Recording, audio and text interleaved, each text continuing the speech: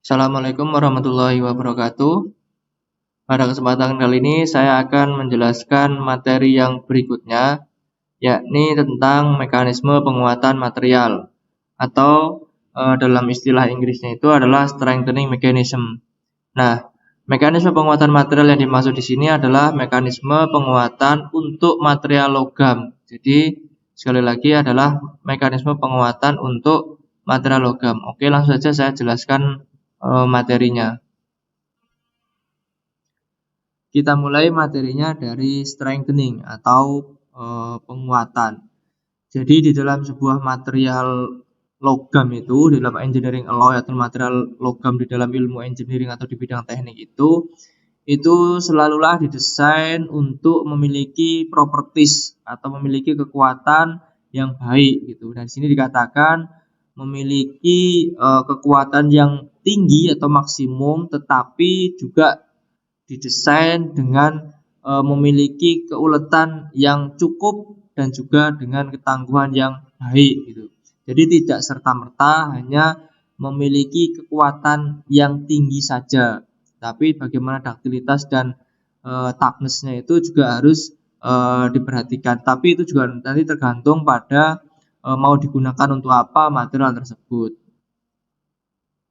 Nah, material itu metal ya atau logam itu bisa dideformasi secara plastis. Deformasi secara plastis itu adalah maksudnya dibentuk secara plastis. Artinya setelah dibentuk secara plastis itu artinya tidak bisa kembali ke ke bentuk semula gitu ya, dideformasi plastis. Nah, material logam dideformasi plastis bisa atau mudah tidaknya atau kemampuannya itu tergantung pada kemampuan atau bagaimana mudah tidaknya dislokasi itu untuk bergerak. Nah, Anda sudah mempelajari apa itu dislokasi dan kemarin juga sudah mempelajari di materi sebelumnya itu tentang terdeformasi plastis, di mana dijelaskan di dalam pengujian tarik. Itu ada istilah yield, ada istilah tensile strength dan lain sebagainya.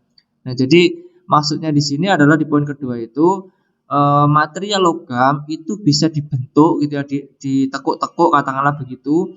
Itu mudah tidaknya dia ditekuk itu tergantung dari dislokasi itu bergerak. Artinya ketika dislokasinya itu mudah bergerak, maka material itu mudah dibentuk atau mudah dibentuk-bentuk dengan model lain lah gitu ya, ditekuk-tekuk seperti itu akan sangat mudah ketika dislokasinya itu mudah bergerak. Nah, berikutnya hardness ya atau kekerasan dan juga strength atau kekuatan itu sangat berkorelasi gitu ya. Sehingga kalau kita memiliki material dengan hardness yang tinggi, ya sudah pastilah dia memiliki strength atau kekuatan yang tinggi pula gitu. Jadi dua mechanical ini saling berpengaruh gitu atau saling mempengaruhi begitu ya. Nah, antara hardness dan strength itu juga berkaitan dengan bagaimana logam itu dibentuk atau dideformasi tadi itu. Ya, kalau material itu memiliki hardness dan strength yang tinggi, maka dia akan susah untuk dideformasi. Istilahnya adalah contohnya adalah ketika ada material dia itu kuat, terus dia itu sangat keras, maka dia itu akan sulit untuk ditekuk-tekuk. Nah, itu contohnya gitu ya.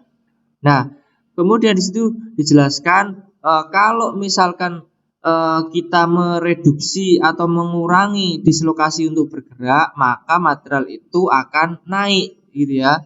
Atau reducing dislocation movement, the mechanical strength can be improved. Artinya ketika kita mau menaikkan properties berupa mechanical strength atau kekuatan dari material itu gitu ya, maka kurangilah atau hambatlah dislokasi itu untuk bergerak gitu ya. Jadi strengthening mechanism itu menghambat pergerakan dislokasi. Ketika dislokasi itu tidak mudah untuk bergerak, maka material itu akan tinggi strength-nya atau boleh juga dikatakan hardness-nya atau kekerasannya itu juga akan naik gitu.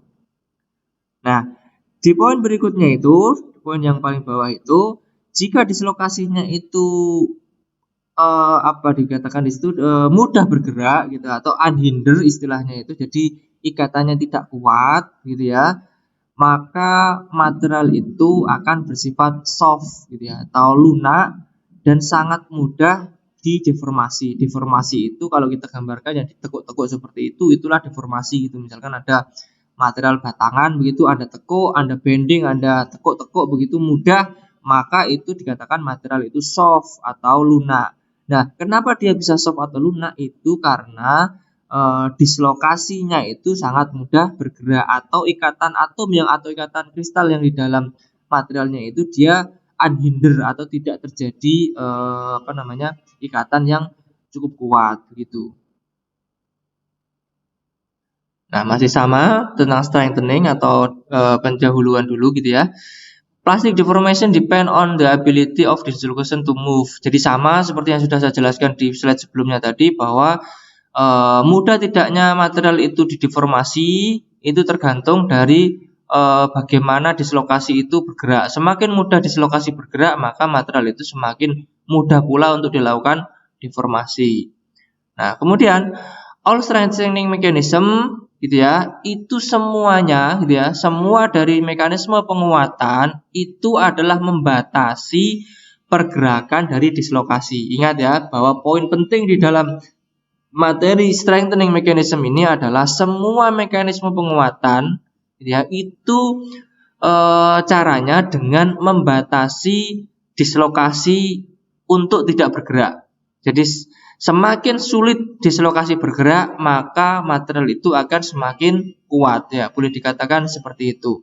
Nah, ada beberapa cara atau strengthening mechanism itu terdiri dari beberapa cara gitu ya, atau beberapa mekanisme. Yang pertama ada grand boundary strengthening, kemudian ada solid solution strengthening, kemudian ada strain atau work hardening, kemudian ada precipitation strengthening, kemudian ada steel alloy strengthening. Nah, ada 1, 2, 3, 4, 5. Ya, ada 5 cara untuk menguatkan sebuah material. Bagaimana atau apa penjelasan dari masing-masing 5 itu saya jelaskan di slide berikutnya. Oke, saya awali dari pergerakan dislokasi gitu ya. Jadi di materi sebelumnya sudah dijelaskan apa itu tentang dislokasi. Nah, tadi juga dijelaskan bahwa cara menguatkan material itu adalah menghambat pergerakan dislokasi. Nah, kalau kita ingat kemarin materi yang kemarin itu, bahwa dislokasi itu ada gambar A, B, C itu. Jadi ada susunan dari atomnya itu atau kristalnya itu dia tidak tidak terjadi ikatan dengan yang lain atau terputus lah, boleh dikatakan begitu gitu ya. Nah, ketika material atau susunan atomnya itu ada terputus, ada dislokasi seperti ini, maka nanti ketika dia diberikan energi dari luar, katakanlah ditekuk tadi atau di bending itu, maka dislokasi ini akan dia bisa bergerak atau sangat mudah terjadi pergerakan gitu ya. Nah, sehingga kalau kita mau menguatkan material ini, ya harus dihambat dislokasinya seperti yang tadi dijelaskan gitu ya. Nah, di bawah sendiri itu dijelaskan. Jadi jika dislokasinya itu tidak bergerak, maka deformasi itu tidak terjadi. Maka dengan kata lain, cara kita untuk melakukan menguatkan material itu adalah dengan cara menghambat dislokasi. Nah, kira-kira seperti itu ya. Oke, kita mulai dari cara menguatkan material yang pertama, yaitu strengthening by grain size reduction. Jadi mekanisme menguatkan material dengan cara mengurangi bentuk atau mengurangi ukuran dari butir, ya. Nah, di situ dikatakan bahwa grain boundary are barrier to slip. Artinya adalah bahwa batas butir itu dia merupakan barrier atau boleh dikatakan dia itu penghalang untuk slip. Slip itu adalah salah satu mekanisme pergerakan dislokasi begitu ya. Jadi Dengan adanya grain boundaries, maka akan mengurangi pergerakan dislokasi. Artinya, ketika kita mengurangi ukuran butir, maka grain boundary itu akan semakin banyak. Nah, dengan semakin banyaknya grain boundary, maka dia akan menjadi barrier atau penghalang dislokasi itu untuk bergerak. Dengan begitu, maka kekuatan itu akan naik, gitu ya, dengan naik. Sehingga kalau kita amati dengan mikrostruktur itu, ketika kita melihat bentuk mikrostruktur dari sebuah logam memiliki ukuran yang kecil-kecil, maka bisa dibilang atau bisa disimpulkan bahwa material itu memiliki kekuatan yang tinggi. Nah, kekuatan berkorelasi dengan hardness, bahwa kekuatan tinggi ya hardness-nya dia akan relatif tinggi pula.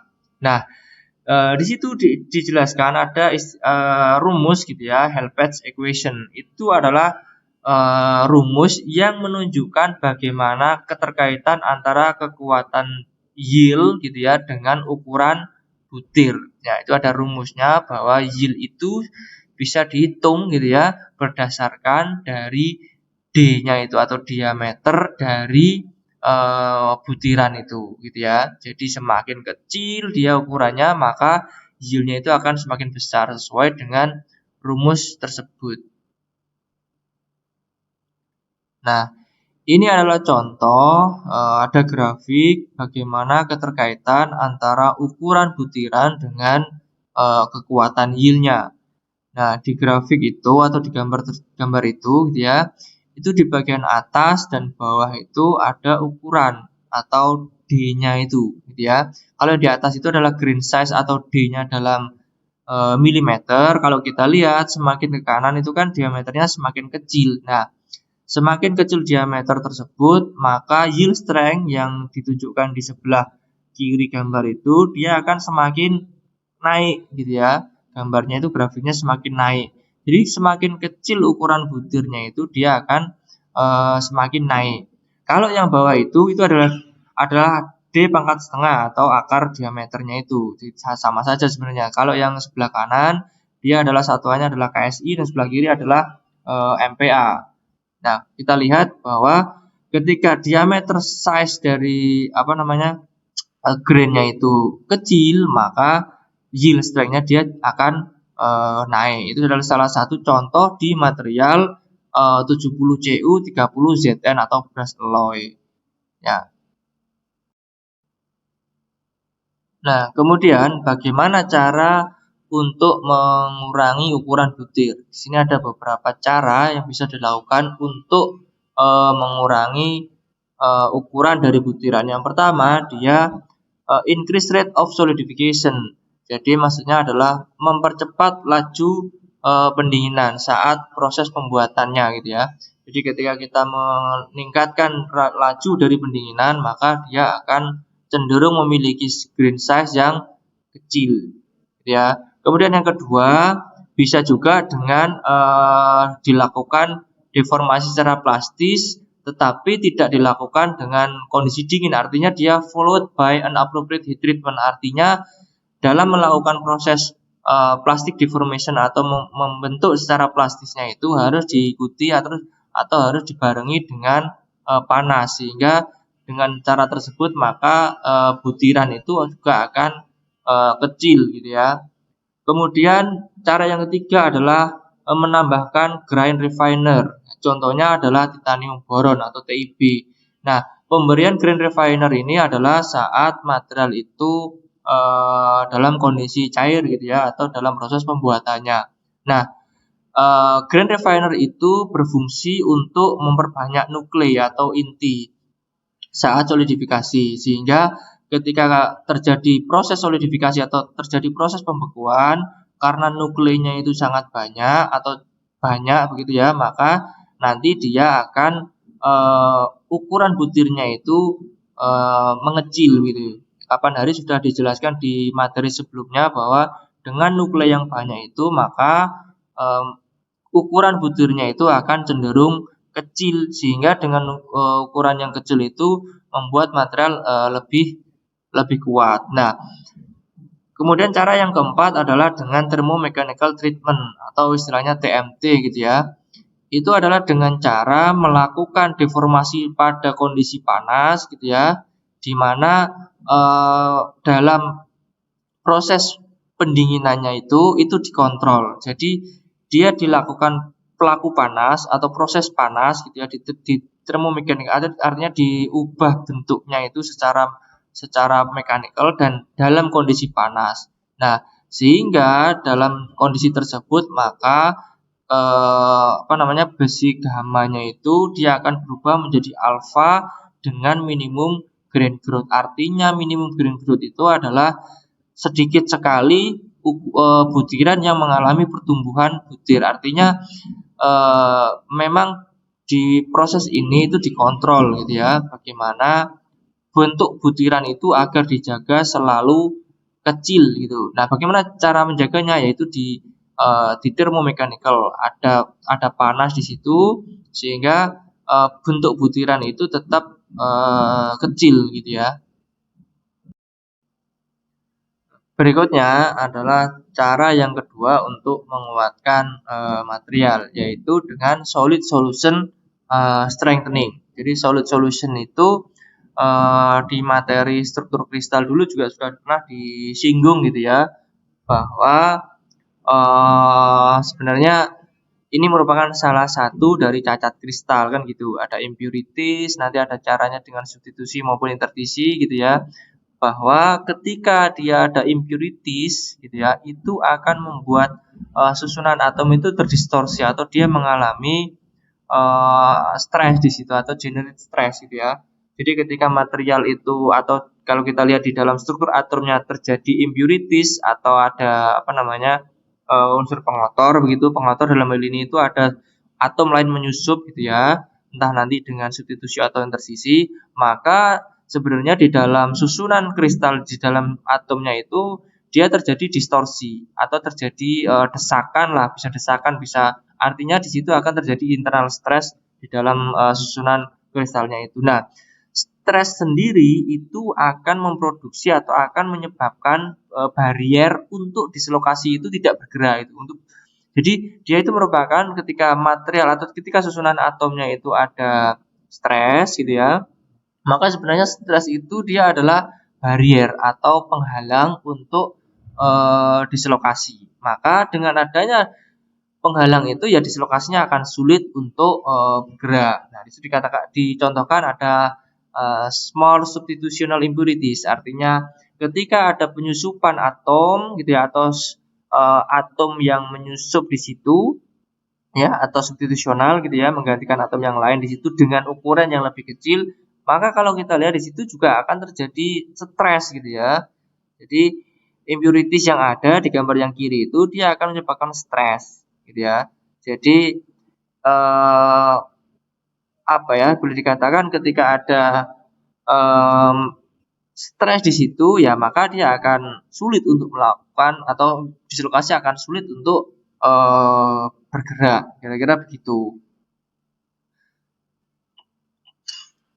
Nah, ini juga contoh gitu ya, bahwa nanti ketika ada dislokasi di situ, atau ada mungkin gambarannya adalah ketika ada dislokasi itu memang biasanya dia terjadi penyusupan atom di situ atau ada substitusional atom di situ. Nah, kalau terjadi dislokasi seperti ini, maka di gambar yang bagian atas itu terjadi kompresi, atau karena dia lebih padat, maka dia di situ akan terjadi stres berupa kompresi atau tekan gitu ya. Kalau yang bawah itu terjadi tarikan gitu ya, karena seolah-olah dia susunan kristal yang di bawahnya itu dia lebih sedikit daripada yang di atas gitu. Nah, ini juga gambaran bagaimana ketika ada sebuah impurities atau ada pengotor atom gitu ya, yang ukurannya dia lebih kecil, atau dikatakan small impurities, itu akan menyebabkan konsentrasi atau stres di situ berupa tarik gitu ya, tensile stress.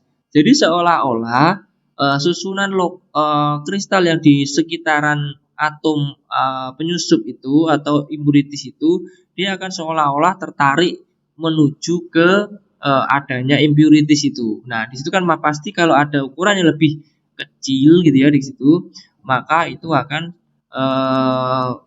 di sekitarnya atom yang kecil itu dia akan terjadi tensile stress, atau dia akan seolah-olah gitu ya tertarik ke apa namanya atom yang lebih kecil, kira-kira begitu. Nah, kalau ini adalah jika ada impurities yang ukurannya dia lebih besar. Jika ada impurities yang ukurannya lebih besar, maka dia diistilahkan dengan compressive stress. Kenapa compressive stress? Karena di susunan kristal di sekitar pengotornya itu dia akan terdesak, ya, karena ukuran atom yang pengotor tadi itu lebih besar, maka dia akan mendesak kanan kiri atas bawah atau sekitaran dari atom tersebut, sehingga di dalam gambar itu dilihat ada panah yang ke arah luar itu. Nah, itu dikatakan dia compressive stress. Yang tertekan itu adalah susunan kristal yang ada di sekitaran dia gitu. Ya, jadi kenapa dia dikatakan compressive stress? Karena ada tekanan seperti itu. Nah, ini adalah contoh bagaimana solid solution strengthening itu terjadi gitu ya. Jadi di situ dicontohkan adanya paduan antara koper dan nikel gitu ya. Jadi di situ ada dua gambar di situ ya. Yang sebelah kiri itu adalah tensile strength, yang sebelah kanan itu adalah yield strength. Nah, yang bagian bawah atau sumbu yang bawah itu menunjukkan weight persen Ni, artinya kadar dari Ni-nya itu berapa persen dimasukkan. Artinya ada Cu, terus kemudian ditambahkan Ni. Nah, katakanlah ada Cu gitu ya, kemudian Ni-nya kita kasih 10%. Maka di situ kekuatannya akan kira-kira misalkan di situ di tensile strength itu sekitar 300 MPa. Tetapi kalau kita tambahkan nikel dengan prosentase yang lebih besar, katakanlah 50% gitu ya, maka di situ akan tensile strength-nya dia akan naik jadi 400 megapascal atau MPa itu.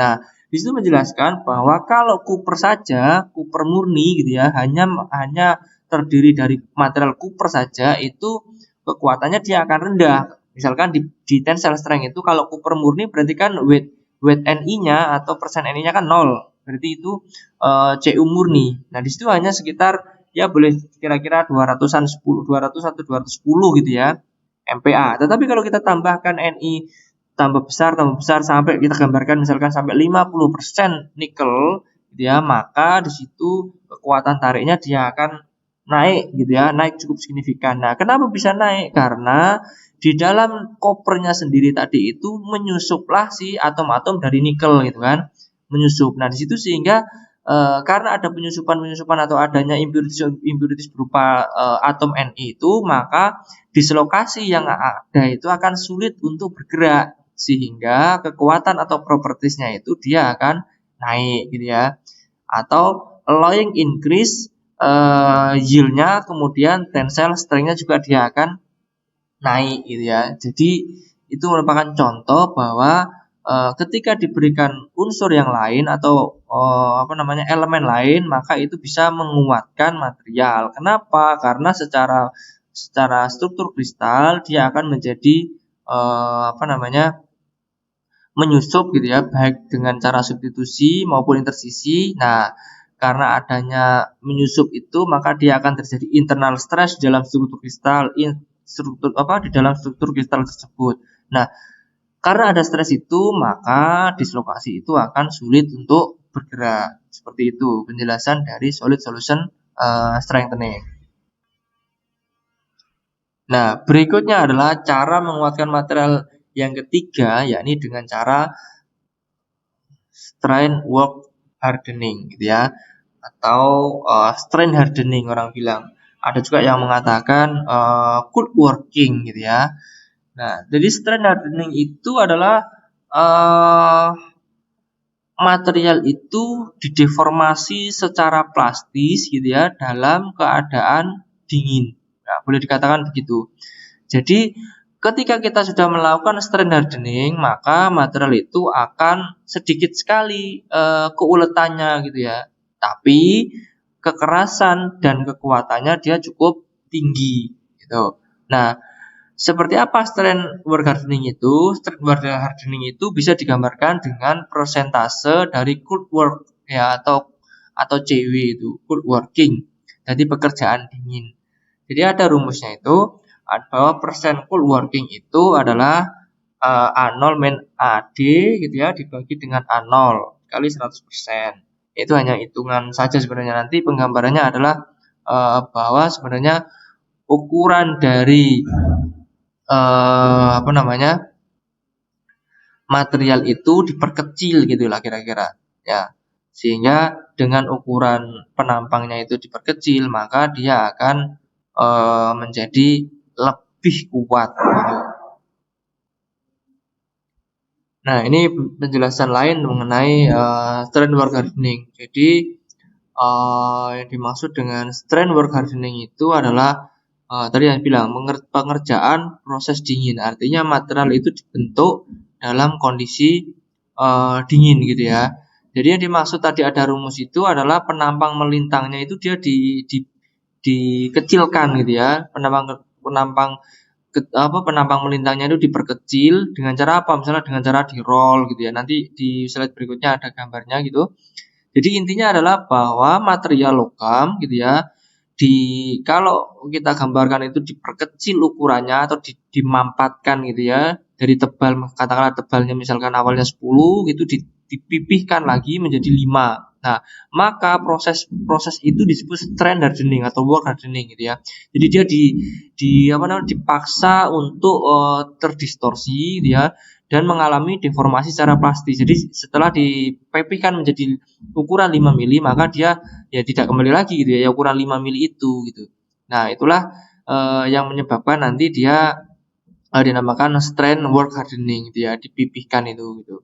Nah, kemudian poin berikutnya sangat berbahaya ketika mendeformasi logam yang telah mengalami derajat deformasi yang cukup tinggi karena sewaktu-waktu dapat putus. Artinya ketika kita sudah memberikan deformasi atau sudah memipihkan itu cukup berbahaya ketika kita memberi deformasinya itu sangat sangat ekstrim. Katakanlah dari ukuran tadi 10 jadi 3 mili, itu kan sangat ekstrim, maka itu sangat berbahaya. Dia memang sangat keras, tapi dia akan nanti cenderung getas gitu ya, sangat keras, sangat kuat, tapi dia akan getas. Kemudian pada derajat deformasi yang tinggi, perbedaan antara yield strength dan tensile strength hanya sedikit. Maksudnya adalah perbedaan antara yield dan tensile-nya itu hanya sedikit gitu, karena dia cukup kuat gitu ya. Nah, hal ini berarti deformasi yang terjadi sebelum patah sedikit sekali. Artinya kalau kita melakukan uji tarik dengan material yang ini tadi gitu ya, antara yield strength dan tensile strength-nya itu cukup pendek, maka ketika dilakukan pengujian tarik, maka dia sedikit sekali deformasinya, tiba-tiba dia akan patah gitu.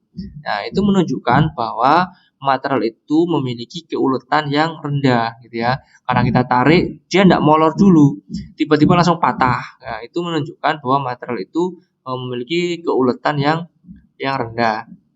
Nah, jika kita lihat ya, akibat dari strength work hardening itu propertiesnya akan seperti ini. Misalnya di situ digambarkan tensile strength dia akan naik, yield strength dia juga akan naik, kekerasannya dia juga akan naik. Namun gitu ya, keuletan yang ada di material itu dia akan menurun dengan drastis. Sehingga kita contoh, misalnya tadi saya contohkan material tebal 10 mili dipipihkan, di roll gitu ya, dengan mesin roll di kondisi dingin gitu ya, tidak ada panas, itu langsung di roll saja, maka dia sampai tebal 5 mili misalkan, maka dengan seperti itu tensile strength-nya akan naik, yield strength naik, kekerasan naik, tapi keuletan turun. Sehingga kalau material itu kita uji tarik, dia dalam proses patahnya itu ditarik sampai patah gitu ya, maka dia tidak akan terdeformasi, artinya tidak ada proses molor dulu. Molor mungkin ada tapi sangat sedikit, tiba-tiba dia patah gitu. Itu gambaran mengenai strength work hardening. Nah, ini adalah penggambaran atau contoh dari proses cold work atau strain work hardening tadi itu. Jadi istilahnya sama saja ya, cold work atau strain work hardening itu. Jadi dia dilakukan pada temperatur ruang gitu ya, temperatur ruang. Jadi tidak ada panas di situ ya, temperatur ruang biasa, bekerja biasa begitu di dalam workshop begitu. Nah, kemudian dia dilakukan pengurangan ukuran dari material itu atau dimensi penampang melintangnya itu atau cross section areanya itu dia menjadi berkurang. Contoh misalkan di situ ada proses rolling di situ, paling gampang itu bisa kita gambarkan proses rolling itu yang sebelah gambar kanan atas itu. Katakanlah dia ada A0 gitu ya, ada luas pertamanya itu cukup besar begitu kan. Ya, kemudian dia penampang melintangnya dia itu menjadi lebih kecil atau dipres gitulah bila dikatakan begitu, sehingga nanti dia akan membuat material itu akan lebih kuat gitu, karena material yang di roll begitu atau dipaksa mengecil begitu itu akan terjadi perubahan secara mikrostruktur gitu ya. Perubahannya seperti apa? Nanti ada gambarannya yang jelas bahwa cold working itu adalah seperti ini gitu ya, dilakukan di temperatur ruang, kemudian dia dikurangi atau diubah gitu ya, penampang melintangnya itu menjadi lebih kecil gitu. Nah, inilah contoh mikrostruktur ketika material itu dilakukan proses rolling gitu ya. Ada istilah anisotropy in yield. Maksudnya itu begini. Kita perhatikan gambar mikrostruktur 2 itu. Yang sebelah kiri itu sebelum dilakukan rolling, ya, yang sebelah kanan itu adalah setelah dilakukan rolling. Nah, sebelum dilakukan rolling itu bentuknya seperti itu gitu ya. Seperti itu masa ada istilah dulu, ada istilah isotropik sama anisotropik gitu ya. Jadi isotropik itu menggambarkan atau dijelaskan bahwa dia memiliki kekuatan gitu ya pada arah yang berbeda, itu dia memiliki kekuatan yang sama. Maksudnya adalah ketika material yang before rolling itu dia dilakukan tarik ke kanan, ke kiri, ke atas, ke bawah, itu dia akan memiliki kekuatan yang hampir sama. Itu dinamakan isotropik gitu ya. Nah, kalau yang sebelah kanan itu adalah anisotropik. Jadi dia tidak sama ke segala arah. Misalkan saya tarik material yang setelah rolling itu ditarik ke kanan dan ke kiri, ya, itu akan memiliki kekuatan yang lebih tinggi itu dibanding dengan ditarik dari arah atas dan bawah. Kira-kira seperti itu. Bahwa dia anisotropik artinya dia di propertiesnya itu tidak sama di segala arah. Kira-kira begitu. Itu penjelasan tentang isotropik, anisotropik. Nah, kalau saya jelaskan lagi kenapa dia setelah di rolling itu memiliki kekuatan yang lebih tinggi, ingat tadi ya, kekuatan lebih tinggi itu dilihat dari rolling directionnya atau arah dari pengerolannya kan begitu. Nah, jadi ketika dilakukan rolling itu material atau struktur mikromaterial itu jadi lebih pipih-pipih begitu. Nah, pipih-pipih begitu. Nah, itu akan membuat material dislokasi yang ada di dalam material itu akan lebih sulit untuk bergerak. Ingat ya bahwa dislokasi sulit bergerak, maka material itu semakin kuat. Itu yang perlu kita pegang. Nah, rolling itu membuat kesemrawutan di situ. Jadi mikrostrukturnya dia menjadi lebih pipih begitu, sehingga ketika material bentuk mikrostrukturnya seperti itu, ketika kita tarik dari kanan ke kiri ya, bentuknya seperti itu, tarik kanan kiri, maka dia akan lebih kuat gitu. Karena dislokasinya dia tidak atau sulit untuk bergerak gitu ya. Jadi itu penjelasan mengenai contoh strain bore hardening ketika dilakukan proses rolling. Jadi terjadi anisotropy di kekuatannya itu gitu ya. Nah, kalau kita lihat lebih jauh bahwa saat cold working itu dia kenapa sih dia bisa memiliki kekuatan yang lebih lebih tinggi? Karena dislokasinya itu terjadi entangle atau boleh dikatakan terjadi kesemrawutan tadi yang saya istilahkan itu. Jadi entanglement itu sebuah kerutan lah atau kesemrautan gitu. Jadi arah dari dislokasinya itu atau arah dari butirannya itu nanti dia tidak beratur atau semeraut begitu. Nah, dengan semakin semeraut ini maka membuat dislokasi itu akan sulit untuk bergerak gitu ya. Jadi dislocation motion become more difficult. Jadi pergerakan dislokasinya itu sangat sulit. Nah, itulah kenapa material yang dilakukan woodworking itu entah nanti di roll, entah di proses ekstrusi atau di proses apapun, ketika dia terjadi pengurangan sectional areanya itu atau ukuran penambang melintangnya itu dia diperkecil, maka terjadilah di situ woodworking gitu ya dengan cara mechanical ya, tadi roll, tadi press, tadi seperti apa begitu. Nah, itu akan membuat material itu lebih kuat gitu ya. Kenapa lebih kuat? Karena dia terjadi entanglement tadi atau entangle itu. Jadi dia terjadi kesemrautan di dalamnya gitu ya. Maka dia akan mencegah dislokasi itu untuk bergerak. Dislokasi sulit untuk bergerak, maka material itu akan kuat. Kira-kira begitu. Nah, ini gambaran lain ya, gambaran lain apa dampak dari woodworking itu. Jadi woodworking tadi sudah berkali-kali saya jelaskan bahwa yield strength dia akan naik, tensile strength dia akan naik, ya, ductilitasnya dia akan turun gitu ya, baik elongation maupun reduction of area atau AR, EL maupun AR-nya itu, gitu ya. Nah, kita lihat di gambar grafiknya itu, ya. Dia ada beberapa kali melakukan berapa persen woodworking-nya. Di gambar yang hijau itu, ya, garis yang hijau itu dilakukan 0%, artinya dia tidak dilakukan woodworking sama sekali. Dia memiliki kekuatan ya kira-kira 400-an gitu ya, enggak ya 420-an lah kira-kira begitu. Ketika material tersebut dilakukan woodworking sebesar 4%, maka dia naik hampir mendekati 500 di situ kalau kita lihat ya, hampir mendekati 500 ketika dilakukan proses woodworking sebesar 4%. Nah, kemudian gambar yang merah atau garis yang merah itu ketika dilakukan proses woodworking 24%, ya 24%, maka dia akan naik ya cukup signifikan daripada yang 0 tadi itu, yang tidak diapa-apakan. Kemudian kita woodworking sampai 24%, itu naiknya cukup signifikan, hampir 600 ya. Hampir 600 stres yang bisa ditahan sama dia itu. Nah, itu menggambarkan kita bahwa woodworking itu memberikan dampak yang luar biasa terhadap kekuatan gitu ya. Itu digambarkan adalah material low carbon steel gitu ya atau baja karbon rendah ya. Jadi dia dengan woodworking dia akan meningkatkan kekuatannya. Tapi ingat bahwa dengan naiknya kekuatan ini ductilitasnya dia akan turun. Ductilitas terkait dengan ya keuletannya dia akan turun gitu ya.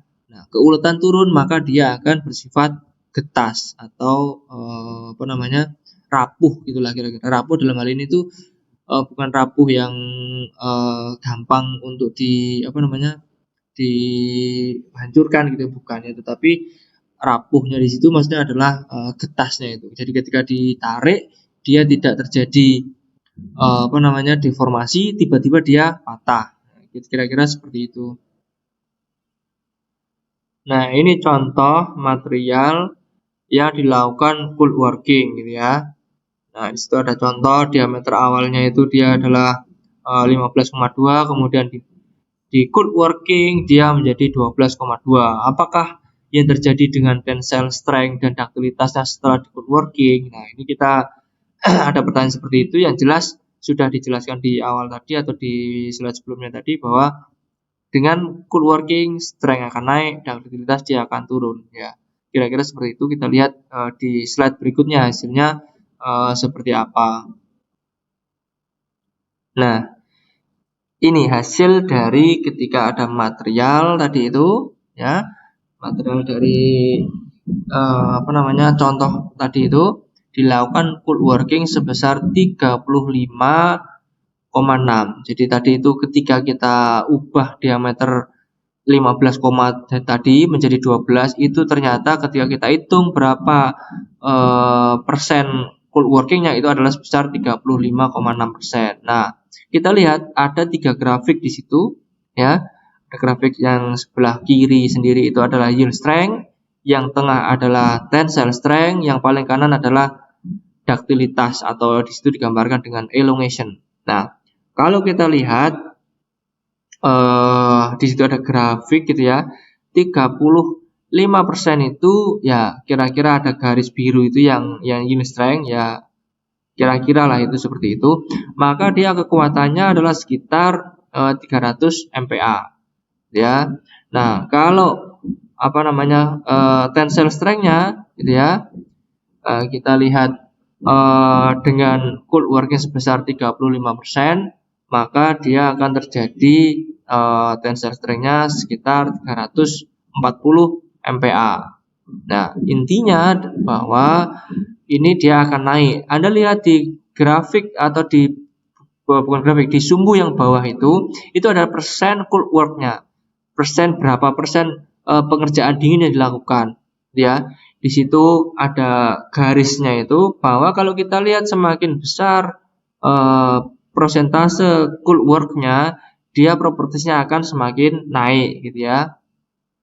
Nah, kalau kita lihat gambar yang sebelah kanan yang ductilitas atau yang elongasi, maka dia grafiknya akan turun. Semakin besar atau semakin tinggi cold work yang diberikan, maka dia ductilitasnya akan semakin menurun gitu ya. Ini hanya gambaran saja bahwa memang sekali lagi strength hardening atau cold work itu membuat strength naik dan kekerasan naik, tapi ductilitasnya dia akan turun. Nah, karena strength hardening atau cold working tadi itu menyebabkan kekuatannya tinggi gitu ya, kekerasannya tinggi, tapi keuletannya atau ductilitasnya dia turun, maka itu sebenarnya juga tidak baik, sehingga dilakukanlah proses ada namanya annealing.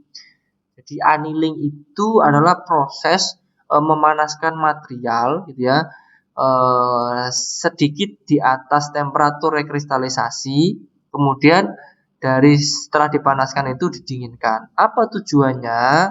Ya, tujuan utama dari annealing ini adalah to improve cold work properties. Artinya tadi yang saya sampaikan bahwa dengan naiknya kekuatan, naiknya kekerasan, tapi turun atau hilangnya ductilitas itu juga tidak baik kan gitu. Nah, dilakukanlah annealing. Annealing itu bertujuan untuk meningkatkan ductilitas, tetapi juga masih mempertahankan kekerasan maupun kekuatan. Jadi tujuan utama dari annealing itu adalah meningkatkan ductilitas atau keuletannya kita tingkatkan. Jadi tidak seolah-olah kita lakukan cold working untuk menghasilkan kekuatan yang setinggi-tingginya, tidak. Karena kekuatan yang setinggi-tingginya tetapi keuletannya tidak tinggi atau keuletannya rendah atau tadi boleh dikatakan getas, maka itu juga tidak baik bagi material gitu ya. Nah, ada 3 step atau 3 tahapan atau 3 hal yang terjadi ketika kita melakukan proses annealing. Ada 3 hal. Yang pertama ada proses atau ada di situ terjadi recovery, ada terjadi di situ rekristalisasi, sama di situ terjadi grain growth. Apa penjelasan masing-masing itu akan saya jelaskan di slide berikutnya. Nah, ini ya kira-kira apa yang terjadi di dalam saat kita melakukan annealing gitu ya. Ya, jadi situ digambarkan ketika di treatment di temperatur annealing selama 1 jam, maka dia akan mengurangi decrease tensile strength and increase elongation. Jadi selama 1 jam, ini gambaran ya, contoh selama 1 jam dilakukan annealing gitu ya, maka di situ akan terjadi penurunan tensile strength, artinya secara kekuatan dia akan turun, tetapi elongasinya dia akan naik atau ductilitasnya dia akan naik. Nah, di situ ada grafik ya, ada gambar grafik itu. Di sumbu yang atas itu ada temperatur dari annealingnya berapa ya. Kemudian di sebelah kiri itu adalah tensile strength-nya. Kemudian di sebelah kanan itu adalah ductilitasnya gitu ya. Nah, yang bawah itu di situ terjadi apa gitu ya. Itu digambarkan ada 3 warna, ada warna biru, warna kuning, sama warna merah gitulah paling gampangnya itu. Ada terjadi recovery, rekristalisasi, dan ada grain growth. Nah, kemudian di situ ada 2 garis, ada garis merah ya dan garis biru. Garis biru itu menunjukkan tensile strength-nya. Ya, tensile strength. Garis merah menunjukkan ductilitasnya. Gitu ya.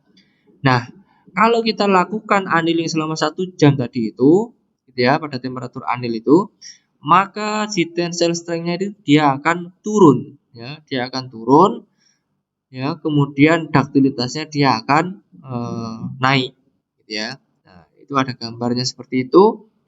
Nah, di mana kita akan mencari atau tepatnya dia akan selesai di mana atau kita apa namanya mau seperti apa propertisnya ya terserah kita kan seperti itu gitu ya. Jadi mau kita buat ductilitasnya berapa, mau tensile strength-nya berapa, itu bisa kita lihat dari grafik ini kan gitu. Mau seperti apa materialnya. Sebenarnya material mau seperti apa itu ya tergantung dari kebutuhan ya, kebutuhan dan kemauan kita kan gitu. Jadi kita itu bisa mempermainkan material gitu ya. Jadi jangan kita yang dipermainkan oleh material, tapi material itulah yang kita buat mainan kan kira-kira seperti itu. Kita olah dikuatkan, diturunkan kekuatannya itu nanti terserah kita dan terserah dari kebutuhan yang diminta seperti apa. Nah, tadi dijelaskan bahwa ada 3 hal yang terjadi di dalam proses annealing. Pertama adalah recovery. Jadi recovery itu apa di situ atau ada apa di recovery itu? Jadi recovery itu terjadi saat diberikan panas gitu ya di bawah temperatur rekristalisasi gitu ya. Itu awal mulanya terjadi recovery. Nah, kemudian yang terjadi juga di dalam proses atau di dalam tahap recovery itu bisa dikatakan dislocation reconfigure. Artinya dislokasi yang terjadi itu dia menata ulang gitu ya. Dislokasinya itu menata ulang. Nah, kalau kita bayangkan material yang dicemet tadi gitulah bahasa Jawanya itu dicemet gitu atau dipipihkan begitu, maka dia kan dengan dipaksa cemet seperti itu kan dislokasinya kan terjadi entanglement tadi, terjadi kesemrautan. Nah, ketika di proses annealing diberikan panas, maka dislokasi atau semrautnya tadi itu dia akan terurai gitu ya atau akan ya sedikit terurai begitu karena ada panas tadi itu. Nah, itu terjadi karena difusi gitu ya and relieve the lattice strain energy. Jadi yang dipaksa pipih tadi itu karena ada panas maka dia akan terilis atau stresnya itu dia akan hilang gitu ya atau sedikit-sedikit dia akan hilang. Dislokasinya dia akan menata ulang kembali kan seperti itu karena panas itu merupakan energi kan gitu. Nah, kemudian perlu yang kita ingat juga bahwa dalam proses recovery ini mikrostruktur itu belum terjadi perubahan atau bentuk butirannya itu belum berubah. Dia hanya sebenarnya hanya merilis stresnya atau stresnya itu akan hilang begitu karena dari dia dipaksa untuk menjadi pipi begitu, maka ketika ada panas dia akan terjadi reconfigure dari dislokasi dan mikrostruktur itu masih belum berubah ya. Nah, yang terjadi juga di dalam proses recovery itu di situ dikatakan electrical and thermal properties are recovered. Nah, ya, jadi untuk properties secara electrical dan panasnya gitu ya, bagaimana koefisien panas dan lain sebagainya di sifat elektriknya itu dia akan kembali lagi gitu. Nah, kemudian mechanical properties have not changed, only stress relief. Tadi sudah saya jelaskan di sebelumnya tadi bahwa mechanical propertiesnya itu masih belum berubah ya. Jadi dia hanya merilis menghilangkan stres atau menghilangkan apa tadi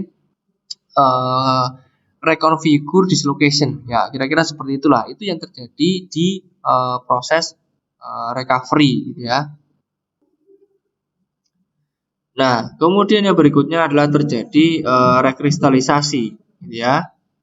Nah, rekristalisasi itu adalah membentuk atau terbentuknya kristal baru berupa inti kristal gitu ya. Adanya pembentuk kristal baru atau inti kristal. Nah, kemudian di dalam rekristalisasi itu terjadi penyerapan atom-atom di sekitarnya. Artinya ketika tadi sudah terjadi inti kristal baru gitu ya, maka itu nanti kalau jika lama kelamaan gitu ya, itu akan memakan gitu ya, atau dia tumbuh menjadi kristal yang lebih besar, kira-kira begitu. Rekristalisasi dapat terjadi pada temperatur tertentu yang dinamakan temperatur rekristalisasi. Jadi ada istilah temperatur rekristalisasi. Jadi di mana temperatur yang menjadikan adanya kristal baru di dalam material itu, ya. Nah, karena tadi itu dia sudah dilakukan proses cold working gitu ya, dipipihkan begitu, maka nanti dia akan terjadi stres di situ. Nah, umumnya di tempat-tempat stres atau di batas butir itu nanti dia akan, atau di tempat-tempat entanglement atau tempat kesemrawutan itulah akan berawal sebuah kristal baru, kira-kira begitu. Nah, tingginya temperatur ini dipengaruhi oleh besarnya deformasi dingin sebelumnya, gitu ya. Jadi sebesar apa deformasi yang terjadi sebelumnya atau berapa persen cold work-nya itu akan mempengaruhi berapa temperatur rekristalisasinya. Jadi dikatakan bahwa deformasi dingin makin besar, artinya deformasinya semakin banyak, maka temperatur rekristalisasinya dia semakin rendah, gitu ya. Nah, logam yang dideformasi pada temperatur di atas temperatur rekristalisasi akan langsung mengalami rekristalisasi, dan setelah deformasi selesai akan diperoleh kristal yang sama dengan kristal sebelum mengalami deformasi. Pengerjaan seperti ini dinamakan pengerjaan panas atau hot work. Jadi maksudnya adalah ketika dia dilakukan temperaturnya yang diberikan itu dia tinggi gitu ya, maka bisa jadi nanti mikrostruktur yang terbentuk itu balik lagi sebelum dia dilakukan proses pengerjaan deformasi. Artinya kalau dilakukan dalam proses pembentukannya itu bersamaan dengan panas ya, dan panasnya itu di atas temperatur rekristalisasi, maka dia dinamakan proses pengerjaan panas, gitu ya. Itu dikatakan juga di poin terakhir bahwa hot work tidak merubah sifat mekanik karena tidak menimbulkan distorsi pada kristal. Jadi ketika kita melakukan pengerolan misalkan, ya tadi di-roll dipipihkan begitu, tetapi dilakukan dalam kondisi panas, di mana panasnya itu suhunya di atas temperatur rekristalisasi, maka dia dikatakan hot work, dan hot work tersebut tidak akan merubah sifat mekanis dari material tersebut. Nah, ini adalah gambar gitu ya, bagaimana rekristalisasi itu terbentuk gitu ya. Jadi new grain-nya itu atau butiran yang baru itu dia akan terbentuk ya. Biasanya dia akan terjadi titik-titik seperti itu ya. Di situ ada dua gambar gitu ya. Di situ ada dua gambar, dilakukan 33% cold work gitu ya. Nah, kemudian ketika kita panaskan dengan suhu 580 derajat ya, hanya butuh waktu 3 detik saja, hanya waktu 3 detik, di situ sudah muncul kristal-kristal baru gitu ya. Di tanda panah yang hitam itu agak kurang jelas gambarnya, itu ada panah hitam. Itu yang gambar sebelah kanan ya, sebelah kanan. Ya, itu sudah mulai muncul kristal-kristal baru. Ya, ketika dipanaskan pada suhu 580 dan dalam waktu 3 detik itu sudah muncul kristal baru atau rekristalisasi. Nah, berikutnya ini kalau kita biarkan atau suhunya tadi kita tetap 580 gitu ya, kemudian waktunya kita lebih panjangkan lagi, di situ hanya ukuran detik saja. Di gambar sebelah kiri itu hanya 4 detik sudah muncul kristal-kristal baru seperti itu ya, atau rekristalisasinya sudah cukup banyak. Kalau kita lihat selama 8 detik dia akan lebih banyak lagi kan gitu ya. Nah, kemudian kalau kita biarkan lagi lama kelamaan nanti kristalnya itu akan menjadi satu gitu ya, atau menjadi menjadi satu lagi, atau dikatakan tadi itu memakan atom-atom di sekitarnya kan gitu. Nah, dia akan jadi satu, kemudian dia akan membesar lagi. Kalau terlalu lama ya dia akan kembali lagi seperti material sebelum dilakukan cold working, kira-kira begitu. Nah, fase berikutnya ya ini fase grain growth, atau butirannya itu bertumbuh gitu ya. Ya, jadi butiran atau grain kristal tadi itu dia akan menjadi tumbuh. Dan ya tadi yang saya katakan, semakin lama dibiarkan pada suhu tertentu tadi ya, suhu katakanlah di atas di suhu 580, kemudian kita biarkan cukup lama ya, maka dia akan selalu bertumbuh gitu, atau tambah besar gitu ya butirannya. Padahal dalam strain work hardening itu ini tadi kita memipihkan bentuk butiran. Kalau kita panaskan lagi dengan proses annealing ini dan kita buat lama ya, bisa jadi nanti akan mikrostrukturnya kembali seperti semula kan gitu ya. Ya, dikatakan juga makin tinggi temperatur pemanasan makin besar ukuran butir ya, jelas ya. Jadi semakin tinggi temperatur butirannya nanti akan semakin besar. Dan kalau semakin besar ya maka dia akan kembali seperti semula, maka apa yang kita lakukan di dalam cold working tadi ya bisa sia-sia gitu. Nah, kemudian jika setelah pemanasan hingga temperatur yang dianggap sudah cukup lalu logam dingin kembali dengan lambat, maka besar butir mencapai temperatur tidak banyak bedanya dengan besarnya pada saat sebelum didinginkan, asalkan tidak sampai terjadi perubahan fase selama pendinginan gitu ya. Jadi ingat bahwa temperaturnya berapa, waktunya berapa, itu harus kita perhatikan saat melakukan proses annealing gitu ya. Nah, ini gambar ya yang menjelaskan bahwa ketika kita biarkan itu tadi material yang sama dengan gambar yang sebelumnya tadi, itu materialnya sama ya, itu setelah 15 menit maka bentuk butirannya itu sudah seperti gambar yang sebelah kanan, itu sudah cukup besar gitu ya. Nah, kalau sudah seperti itu ya bisa jadi kekuatannya nanti dia akan turunnya cukup signifikan juga, atau bisa jadi malah kembali ke material awal sebelum dilakukan proses cold working gitu ya. Maka perlu diperhatikan bagaimana waktu itu ya, waktu lamanya di annealing itu juga harus kita perhatikan, karena kalau tidak ya bisa jadi nanti dia akan balik lagi, akan sia-sia proses pengerjaan dingin yang kita lakukan gitu ya. Nah, sebenarnya di situ ada rumus gitu ya. Ada rumus bagaimana menghitung diameter dari butiran itu berdasarkan waktunya kan gitu. Waktu dan juga temperatur gitu ya. Itu rumusnya ada seperti itu sebenarnya, tapi kita tidak mempelajari sampai sejauh itu. Tapi untuk anak S1 itu sangat dipelajari di situ. Yang jelas kita paham mengenai konsepnya seperti apa, kira-kira begitulah. Nah, ini gambaran lain juga apa yang terjadi pada proses annealing. Di situ ada istilah temperatur rekristalisasi atau TR di situ ya. Ya sekitar hampir 800 begitu. Tapi nanti temperatur rekristalisasi itu tergantung dari materialnya, sebenarnya tidak semua material sama.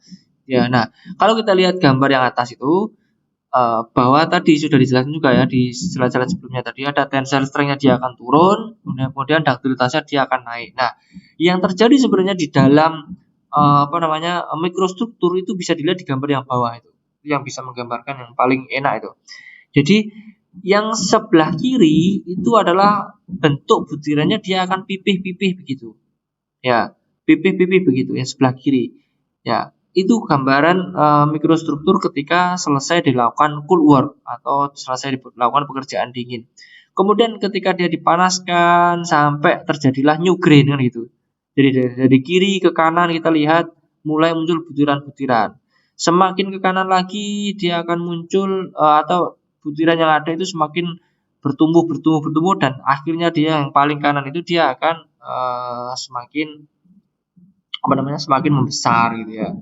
Ya, temperatur rekristalisasinya dia atau rekristalisasi yang terjadi itu dia semakin membesar sehingga butirannya dia akan semakin besar pula gitu ya. Nah, ini juga gambaran lain gitu ya. Kalau ini malah original structure gitu ya. Kalau kita lihat bentuk mikrostruktur yang sebelah kiri itu dia originalnya gitu ya, atau bentuk mikrostruktur yang awalnya aslinya gitu, kemudian dilakukan cold working sehingga dia akan menjadi pipih-pipih begitu. Nah, kemudian kalau kita lakukan pipih sudah selesai atau sudah tinggi propertiesnya, tetapi kan kualitasnya dia rendah, kita proses annealing, maka dia akan terjadi seperti itu. Dia akan recovery, kemudian dia akan ada initial recrystallization, kemudian more recrystallization artinya bentuk kristal barunya semakin banyak, kemudian rekristalisasi semakin banyak gitu ya, semakin besar, kemudian tumbuhlah kristal-kristal itu menjadi lebih besar ya, sehingga butirannya dia akan lebih besar. Nah, kalau kita terjadi lebih besar, gambar paling kanan dengan gambar paling kiri ya nanti akan sama. Kalau sama ya berarti propertiesnya akan balik lagi seperti sebelum dilakukan proses cold working gitu ya. Ya, nah ini sedikit penjelasan mengenai temperatur kristalisasi atau disingkat TR gitu ya. Jadi di situ dikatakan temperatur rekristalisasi itu adalah point of highest rate of properties change. Ya, maksudnya itu temperatur rekristalisasi itu memang batas temperatur batas material itu bisa berubah gitu ya. Berubah dalam hal ini itu ya ada sedikit perubahan, kira-kira begitulah. Nah, TR sendiri itu kalau secara teori itu memiliki nilai 0,3 sampai 0,6 dari TM. TM itu temperatur melting ya, atau titik cair atau temperatur cair dari sebuah material. Misalkan baja, katakanlah titik cairnya itu adalah 1600 ya, TR-nya itu sekitar itu 0,3 sampai 0,6 dari 1600 misalkan untuk material baja misalkan. Nah, kemudian di situ dikatakan ada due to diffusion ya, karena ada difusi, kemudian ada annealing time. Nah, ketika kita melakukan annealing itu waktunya singkat, ya maka di situ memiliki higher TR, atau kita balik. Ketika temperatur kristalisasinya itu tinggi, maka waktu annealingnya itu tidak usah terlalu lama atau tidak boleh terlalu lama, kira-kira begitulah. Nah, kemudian untuk pure metal, jadi dijelaskan untuk material logam yang pure atau yang murni gitu ya, itu memiliki TR yang rendah. Ya, TR yang rendah. Sehingga dengan TR yang rendah itu dia sangat mudah terjadi istilahnya dislokasinya itu sangat mudah terjadi pergerakan, kira-kira begitu. Makanya kenapa pure metal itu memiliki properties yang lebih rendah daripada nanti dicampur dengan material yang lain, kira-kira seperti itu. Nah, berikutnya adalah cara menguatkan material dengan cara precipitation strengthening. Jadi precipitation itu sebenarnya adalah presipitat. Presipitat itu adanya partikel yang endapan-endapan atau partikel-partikel yang nantinya partikel itu akan sama menghalangi dislokasi juga gitu ya. Nah, dengan adanya partikel-partikel itu maka itu akan menghambat pergerakan dislokasi.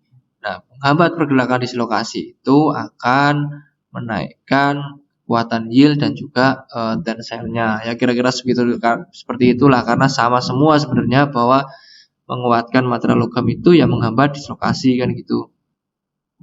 Nah,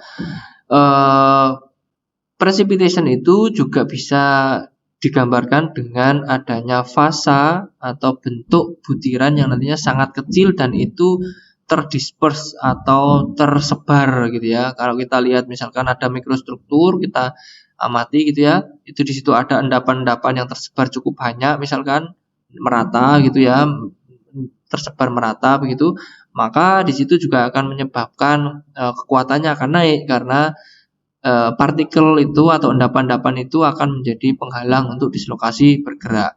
Nah, di beberapa literatur atau di kesempatan lain sering kali disebutkan precipitation strengthening itu disebut juga dengan precipitation hardening. Jadi proses pengerasan gitu ya dengan cara presipitat atau partikel-partikel yang tadi itu gitu ya. Atau juga dengan bisa disebut atau kadang-kala disebut dengan edge hardening gitu ya, atau proses edging gitu ya.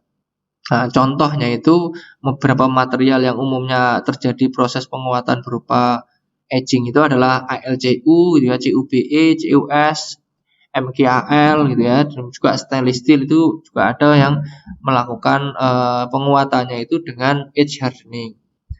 Ya, atau lebih banyak lagi sebenarnya itu adalah material aluminium. Aluminium itu sangat banyak dilakukan proses pengerasan dengan cara precipitation ya.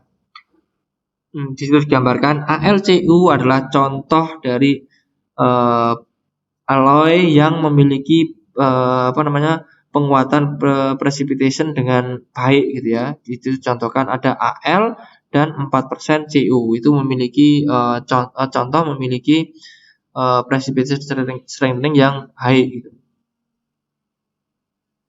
Nah, ini adalah contoh, sekali lagi memang material-material aluminium itu menjadi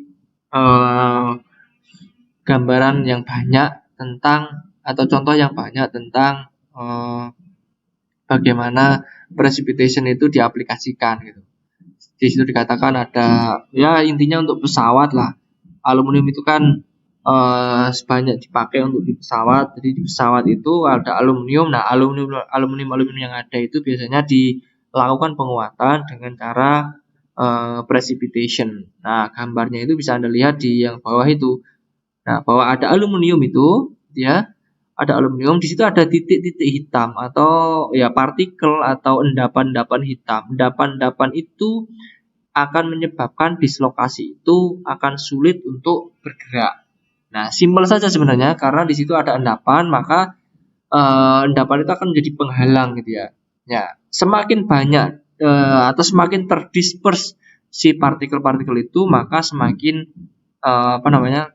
susah pula dislokasi itu untuk bergerak, sehingga kekuatannya itu akan semakin tinggi, kira-kira begitu.